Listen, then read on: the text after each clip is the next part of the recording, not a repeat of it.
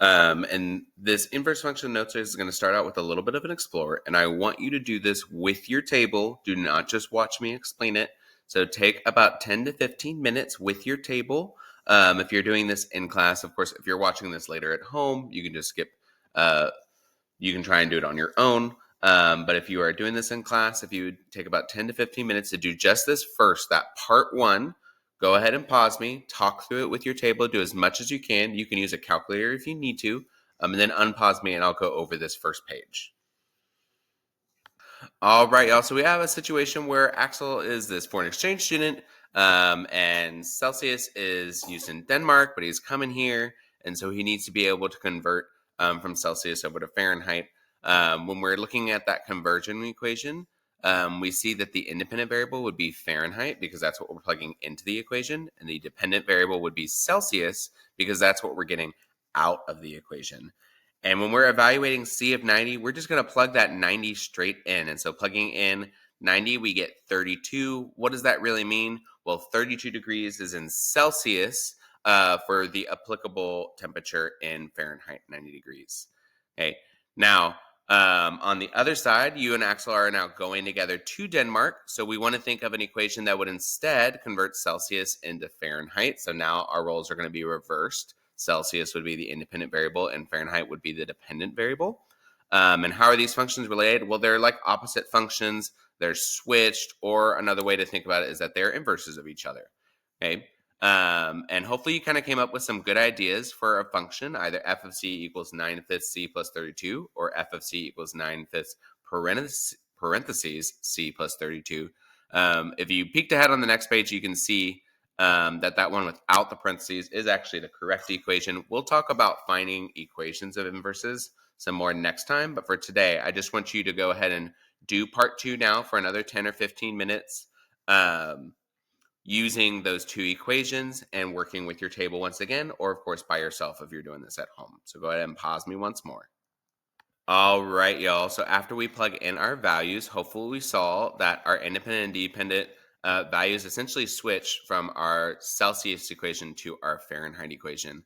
And what that really means is that we're seeing that our domain and range values, our independent and dependent values, or x and y, if that's a little easier for you to think about, are essentially opposite into inverse functions. So if we have the ordered pair a comma b on the original function, the inverse would have the point b comma a. Okay.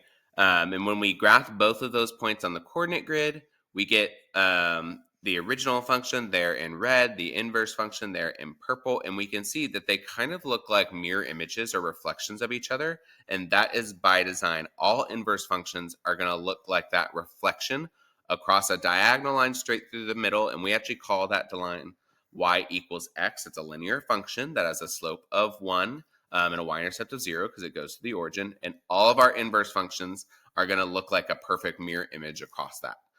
So what's that final conclusion we can draw?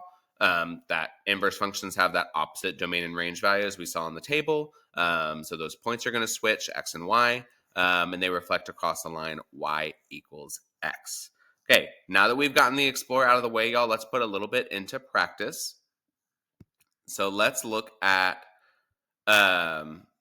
this next page. And to kind of make sure we're all on the same page, I want us to recall that a function f is a set of all ordered pairs x comma y, where for every value of x, there is one value of y, or f of x. So we're going to graph each of these functions and its inverse, and then we're going to determine whether the inverse is also a function. So I want you to go ahead and take those 5 points and graph the original function.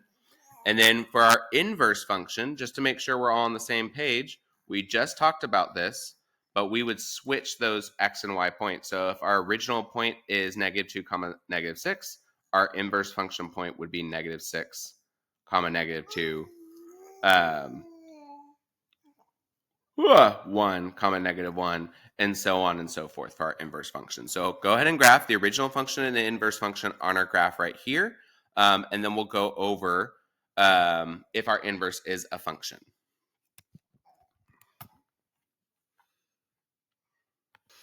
All right, and so when we graph the function, we can see we get this nice cubic function for our f of x, and then our inverse function is kind of like this sideways cubic function, and hopefully you can see that we do still have that diagonal reflection line across here. And is that inverse a function? It is a function. Hopefully you can already see that it does have a single x value for each of its y values, but there's a couple of other things we can actually do to test it. So one of the things we can do is we can do the vertical line test. So if I go across my inverse function with a vertical line, if I only ever cross it once, then that means my inverse is going to be a function. Likewise, if I go across my original function with a horizontal line, and I only ever cross my original function once with those horizontal lines, then I also know that my inverse is going to be a function. So any of those three ways that we can identify if an inverse function is a function would be acceptable as an explanation or as a justification after you tell me that it is indeed a function. Okay, go ahead and graph B and C. C is pretty straightforward. It's points again, so graph the function and then graph the inverse. But on B, make sure that you graph the points for the original function and switch them for the inverse function. Don't just try to change the equation on B.